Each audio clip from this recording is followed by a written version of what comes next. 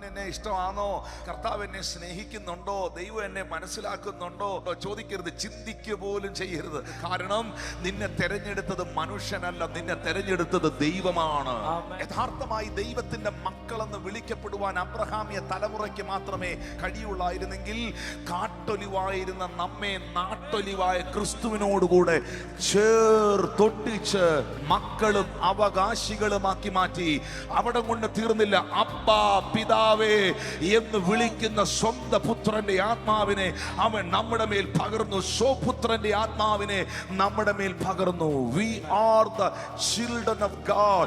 പുറംപറമ്പിൽ കിടന്ന എന്നെ, ഒരു യോഗ്യതയുമില്ലാത്ത എന്നെ, ഒരു അർഹതയുമില്ലാത്ത എന്നെ, ഭാവിയായിരുന്ന എന്നെ ദൈവത്തിന്റെ മകനാക്കി, ദൈവത്തിന്റെ മകളാക്കി സ്വർഗത്തിലെ ദൈവം തീർത്ത് എന്റെ പേർ ജീവന്റെ പുസ്തകത്തിൽ എഴുതിയതത്രേ ഏറ്റവും വലിയ അത്ഭുതം.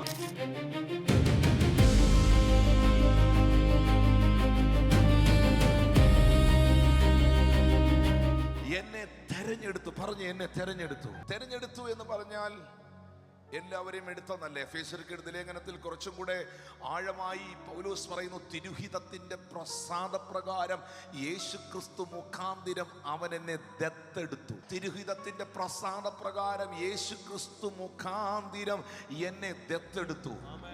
ഈ ദത്തെടുക്കുക എന്ന് പറഞ്ഞാൽ അതൊരു അത്ഭുതകരമായ പ്രോസസ്സാണ്. കാരണം സ്വന്തമായി മക്കൾ ജനിക്കാതെ പോകുമ്പോൾ, സ്വന്തമായി നാച്ചുറലായി മക്കൾ ഉണ്ടാകാതെ പോകുമ്പോൾ, അവകാശങ്ങൾ കൈമാറുവാൻ, നന്മകൾ കൈമാറുവാൻ, സ്നേഹം കൈമാറുവാൻ, സ്വത്തുക്കൾ കൈമാറുവാൻ, അവകാശികൾ ഉണ്ടാകുവാൻ ഒരു വ്യക്തിയെ കണ്ടുപിടിച്ച് അന്വേഷിച്ച് ഇഷ്ടപ്പെട്ട് ദത്തെടുക്കുന്നു. തിരുഹിതത്തിന്റെ പ്രസാദപ്രകാരം യേശുക്രിസ്തു മുഖാന്തിരം നമ്മെ ദത്തെടുത്തു. എങ്ങനെയാണ് ദത്തെടുക്കുന്നത്?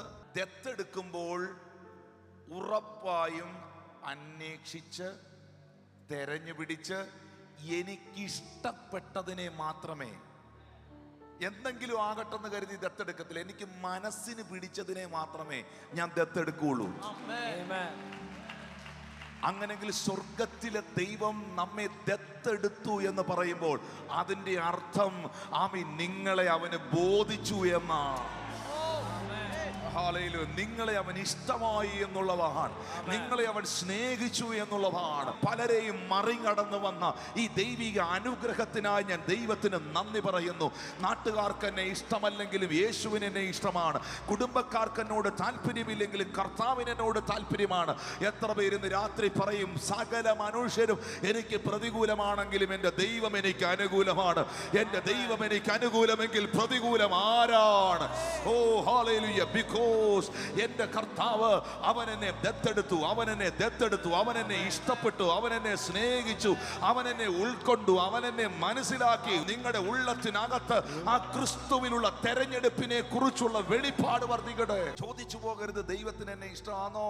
കർത്താവിന് എന്നെ ഇഷ്ടമാണോ? ദൈവത്തിന് ഇപ്പോഴും എന്നോട് താല്പര്യമാണോ? കർത്താവ് എന്നെ സ്നേഹിക്കുന്നുണ്ടോ? ദൈവം എന്നെ മനസ്സിലാക്കുന്നുണ്ടോ? കർത്താവിനോട് ഇഷ്ടമുണ്ടോ? ചോദിക്കരുത്, ചിന്തിക്കുക പോലും ചെയ്യരുത്.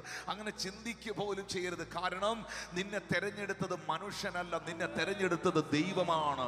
ആ തെരഞ്ഞെടുപ്പ് ഒരു സാധാ തെരഞ്ഞെടുപ്പല്ലായിരുന്നു, അതൊരു ദത്തെടുപ്പായിരുന്നു. യഥാർത്ഥമായി ദൈവത്തിന്റെ മക്കളെന്ന് വിളിക്കപ്പെടുവാൻ അബ്രഹാമിയ തലമുറയ്ക്ക് മാത്രമേ, ഇസ്രായേൽ ജനതയ്ക്ക് മാത്രമേ കഴിയുള്ളായിരുന്നെങ്കിൽ കാട്ടൊലിവായിരുന്ന നമ്മെ നാട്ടൊലിവായ ക്രിസ്തുവിനോടുകൂടെ ചേർത്തൊട്ടിച്ച് മക്കളും അവകാശികളുമാക്കി മാറ്റി.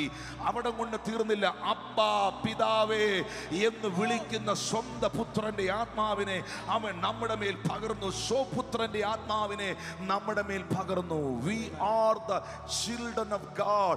അതുകൊണ്ടാണ് യോഹന്നാൻ തന്റെ ലേഖനത്തിൽ പറഞ്ഞത്, കാൺമീൻ, നാം ദൈവ മക്കളെന്ന് വിളിക്കപ്പെടുവാൻ പിതാവ് എത്ര വലിയ സ്നേഹമാണ് നമ്മളോട് കാണിച്ചത്.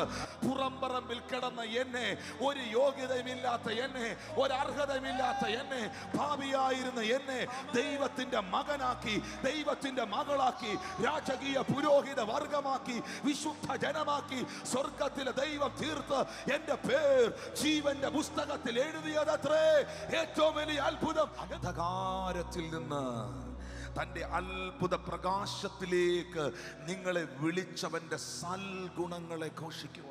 തെരഞ്ഞെടുക്കപ്പെട്ട ജാതി, തെരഞ്ഞെടുക്കപ്പെട്ടവർ. മോനെ ദത്തെടുത്തു, മോളെ ദത്തെടുത്തു. നീ ഇപ്പോൾ ആ പഴയ അവസ്ഥയിലല്ല, പഴയ പാരമ്പര്യത്തിലല്ല, ആ പഴയ ശാപത്തിലല്ല. ഒരു കുഞ്ഞിനെ ആ ഓർഫണേജിൽ നിന്ന് ധനാട്ടിനായൊരു മനുഷ്യൻ ദത്തെടുത്ത് വീട്ടിൽ കൊണ്ടുപോയാൽ പിന്നെ അവൻ പഴയ അവസ്ഥയിലല്ല. ആരാണോ നിന്നെ ദത്തെടുത്തത്, നീ പിന്നെ ജീവിക്കുന്നത് ആ സ്റ്റാൻഡേർഡിലാണ്.